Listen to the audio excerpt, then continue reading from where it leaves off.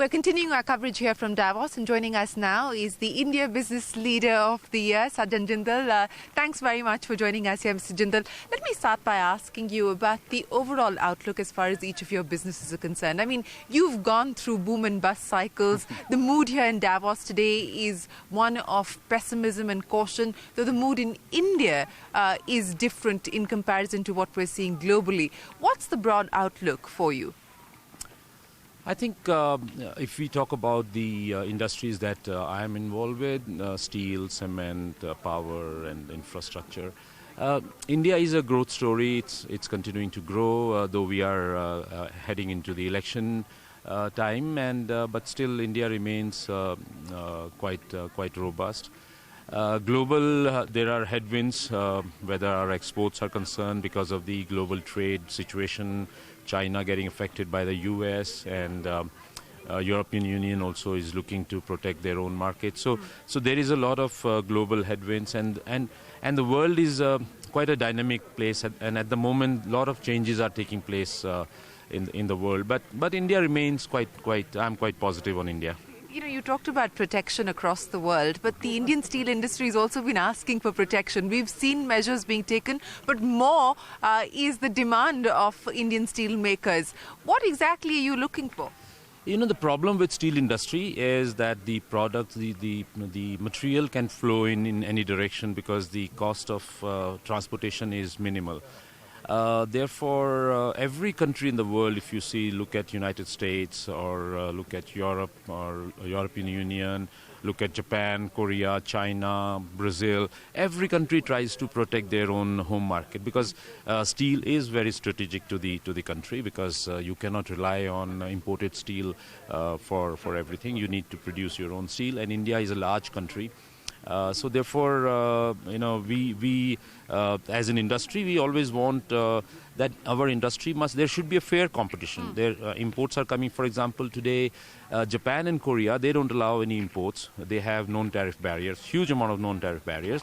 But we have FTA with Japan and Korea. And so you want safeguard duties on countries where we have an FTA? FTA, because a lot of steel comes from Japan and Korea into India at 0% duty, so which is not fair to the Indian steel industry. Okay.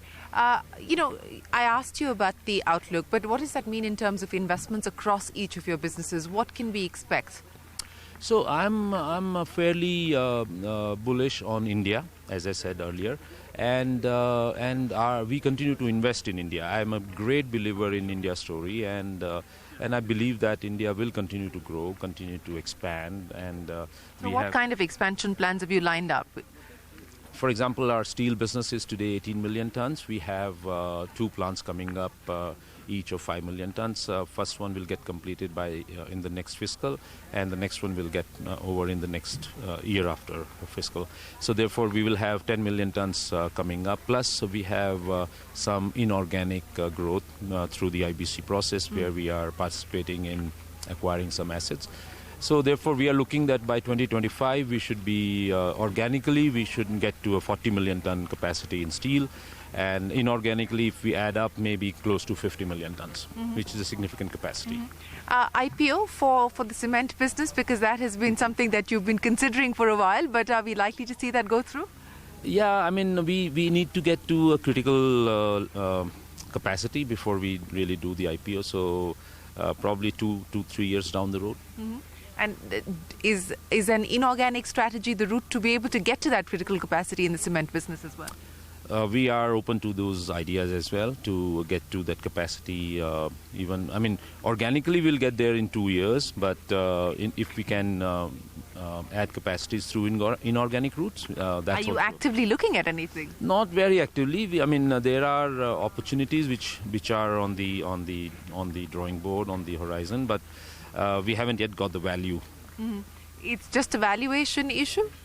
It's valuation, market, quality. Your presence is largely in the south and the west. South and the west, yeah. Now we have 2 plants in the east as well. We don't have anything in the north, and we are seriously looking at if something we can acquire in the north to become pan-India. You talked about the IBC process, and one matter is sub judice. The other is also sub judice, but of course we don't know what the outcome will be. This battle for SR Steel, what's your take on how that's going to play out? No, SR Steel is a big steel company at about 10 million ton nearly. So it's a very significant play, and ArcelorMittal is very seriously looking at it. I mean, at the moment they are the highest bidder, and they are most likely to get to the victory line. But there's a lot of. Why did you decide to throw your hat into the ring? We haven't.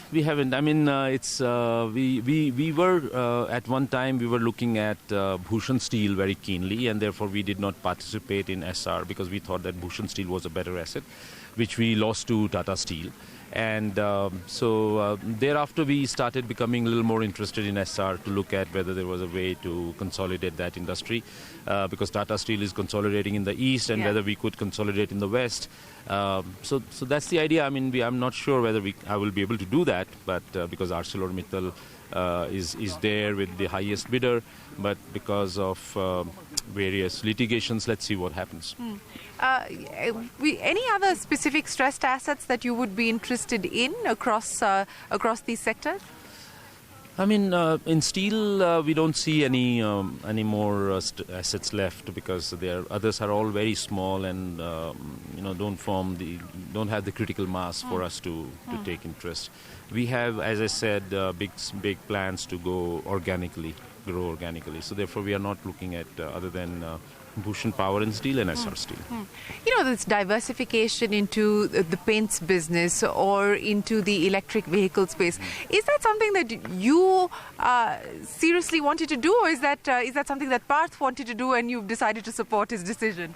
So cement and paint is Parth's area of activity. He enjoys that. He likes to get into business which has higher market multiples, as well as which is a B2C business. My main focus has been on B2B business and more commodity businesses. But this auto has been I've been very keen to get into auto business for a long time. But why? I don't know, probably childhood dream or something that I wanted to make a car, but there were so many people in the world doing it, and everybody. Even Tesla is struggling with his electric vehicles. I know. But I never get worried about the struggle, because I enjoy struggle, and I always look for trouble. That's been my DNA. But it's also gotten you into trouble. It has. Because if you look for trouble, you will get into trouble. So I have always looked for trouble, and probably my father also was like that. He always got into areas which were very difficult and which created, but he would also take chances, and that's what he enjoyed. If things would work well, he would go to the plant and he'd say, okay, stop this. I want to make a complete change. And we would get very upset that why you are doing that, but he said, no, I'm not enjoying it anymore. It's working too smoothly. But can you make those bets today? I mean, you've gone through a CDR process, for instance, in the past, and there is erosion of wealth and value. Can you make those kinds of bets today?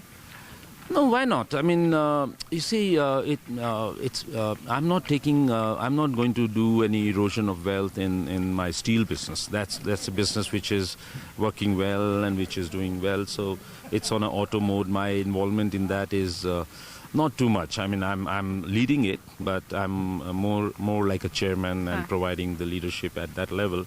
But in auto, I feel that that's something where I want to have fun, and I want to enjoy that. So what kind of investments are we talking about? And have you tied up with? There's a lot of talk around you tying up with Chinese manufacturers, etc. No. What's the story? No. Chinese, we looked at because China is very big on EV, and Tesla kind of stuff cannot work in India.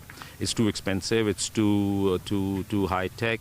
So Chinese EV is a very good model for India. So we looked at all those cars, and most of every Chinese company wanted to tie up with us. But we are not looking at Chinese, because to sell a Chinese product in India is going to be a very difficult thing. And last coming from a JSW saddle. So therefore we did not, so we are looking at a German concept, and technology would come from Germany and or Austria, and that we would be doing it 100% JSW. And manufacturing in India? Of course, 100%. Okay. So what is going to be the positioning of this electric vehicle, and when do we actually see it being commercialized? Because, you know, even companies like Mahindra, who've had the first mover advantage, continue to struggle in the Indian market. No, I think there is still time for the electric vehicle to come into India, and because we don't have the infrastructure, still the technology is still developing.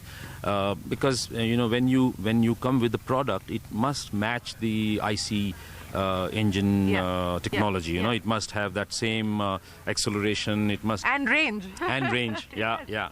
So that's why. So we believe that in 2 to 3 years, the batteries will become very cheap, and the range will increase a lot. And I don't really worry about the infrastructure, because India, I always believe that India is a very, very different kind of a country, where the infrastructure will come as the product gets launched. For example, the aircrafts came before the airports were built in India, in the sense that, you know, and today we see Bombay, we are roaming around for half an hour congestion. So now new airport is being expedited, and new highways are being built. So that would happen. So this is a serious plan. No, absolutely serious. It will happen. How much money are you putting? Money it's in excess of $1 billion. In excess of $1 billion. And are you also looking at getting into the battery space? So battery, we are not directly looking at it, because it's again a very technology-driven product, and the technology is moving very fast in battery. As I said, the batteries are becoming cheaper, and it's becoming a commodity, and the range is increasing, it's becoming lighter. So there's a lot of research is going on in the battery field, so we don't want to get into that. That's being done by the Americans, the Europeans, and the Koreans and the Japanese in a big way. So where will the $1 billion come from? So that we will find somewhere. You'll find somewhere. Okay. So let me end then by asking you, you know, as you look forward to the next 5 years, the group is trying to reposition itself from a brand perspective as well. And of course, while you're consolidating your existing businesses, you're looking at new areas. What will be the priority that will lead the group? No, I think clearly steel remains our mainstay. I have great faith in steel business, because I believe it's the best material on earth, and so therefore we will continue to grow this business. We want to be in some position in the world ranking in the steel business, not only from a capacity point of view, but also from a point of view of profitability. We want to be the most profitable steel company in the world. And I think we, being in India and being JSW, we can be that. So just a quick final question on the EV business. Is this going to be a subsidiary of JSW that will run the operations? How will it work? It would be a subsidiary of not JSW Steel, but maybe of JSW Energy. Of JSW Energy. By when can we expect this to sort of take off? So we are very seriously working on it. I can't say that whether the car would be on road in 2 years or 3 years or 4 years, but we are really working. We have a very phenomenal team, a team of youngsters from IITs and engineering colleges, and we are all working very diligently to see that in next 3 years we have a very nice product on the road. Next 3 years, a nice EV product on the road from the Jindal stable. Sajjan Jindal, always a pleasure. Appreciate you joining us here in Davos. Thanks very much for your time. Wish you all the very best. Well, with that, it is time for us to wrap up this special from all of us here. Goodbye. Thanks for watching.